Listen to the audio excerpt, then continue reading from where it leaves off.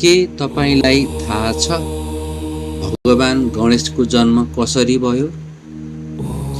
यो केवल कथा होइन, यो माता पार्वतीको प्रेम र दिव्य शक्तिको कथा हो। एक दिन माता पार्वतीले आफ्नो शरीरको पवित्र उबटनबाट अर्थात् हल्दी, चन्दन, बेसन, दूध, तेल आदि मिसाएर बनाइने एउटा पवित्र लेप हो जुन शरीरमा लगाइन्छ।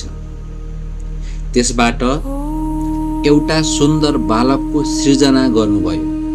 ती बालक नै भविष्यका गणेश थिए। माताले त्यो बालकलाई जीवन दिनुभयो। माया र स्नेहले उनलाई हुर्काउन थाल्नुभयो। प्रवेशद्वारमा गणेशलाई भन्नुभयो, म फर्किएर यहाँ नआउँदासम्म तिमीले कसैलाई पनि भित्र आउन नदेऊ भन्दै माता पार्वती आफ्नो कर्मतर्फ लाग्नुभयो। केही समय पश्चात भगवान शिव त्यहाँ आइपुग्नुभयो। तर बालकले भगवान शिवलाई भित्र प्रवेश गर्न रोकिदिए। बालक आफ्नो कर्तव्यमा अडिग रहे।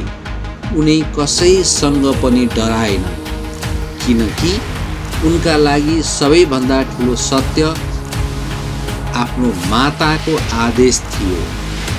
तर त्यसपछि के भयो?